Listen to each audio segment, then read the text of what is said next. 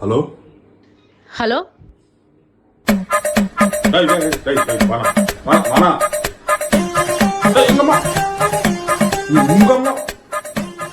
வானடி நான் சொல்ல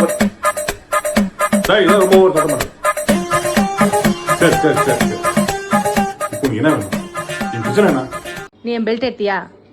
பெல்ட்டு நான் தான் எடுத்தேன். எதுக்கு எடுத்த?